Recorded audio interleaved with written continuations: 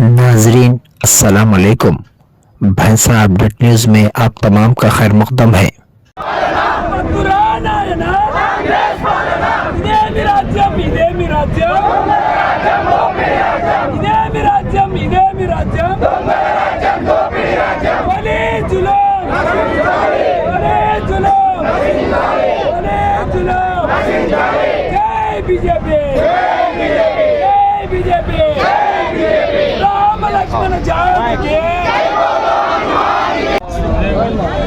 ఐదో తారీఖు రోజు ప్రతి మండలం నుంచి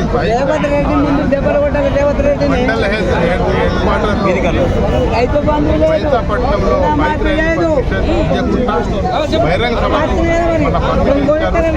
అసలు మేము ప్రజాస్వామ్యంలో ప్రజాతంత్ర వల్ల ఉన్నామా లేకుంటే ఇంకా తెలంగాణ నిజామ ప్రభుత్వంలో ఉన్నదని మా ముఖ్యమంత్రి గారికి నేను ఏదైతే మీరు మా ర్యాలీకి పర్మిషన్ ఇవ్వలేదు దానికోసం ఈరోజు నిరసన వ్యక్తం చేస్తున్నాము. ఖచ్చితంగా దీని మీద మా Bharatiya Janata party legislative party తరఫున అసెంబ్లీలో కూడా మేము మాట్లాడతామని తెలియదు.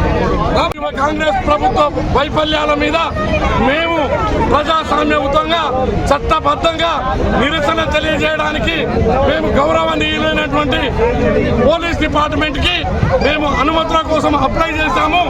అప్లై చేసిన తర్వాత బహిరంగ సభకు పర్మిషన్ ఇస్తాము, బైక్ ర్యాలీకి పర్మిషన్ లేదు అని చెప్పి బైక్ ర్యాలీ పర్మిషన్ కావాలంటే మీరు ఆర్డీఓ గారిని సంప్రదించాలని అన్నారు.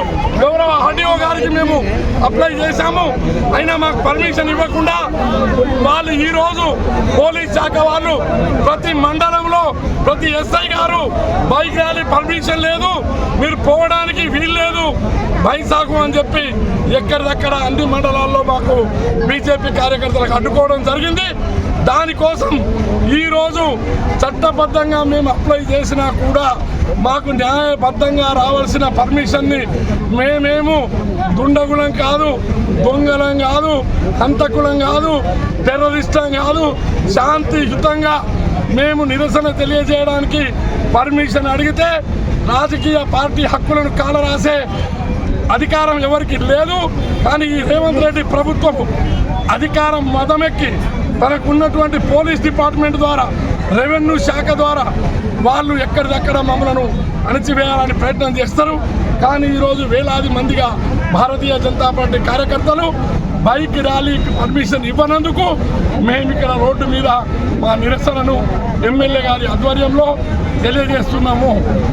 ఇప్పటికైనా బుద్ధి తెచ్చుకొని రాబోయే రోజులలో శాంతియుత నిరసనలకు అవకాశం కల్పించాలని కోరుకుంటున్నాం. జై बीजेपी।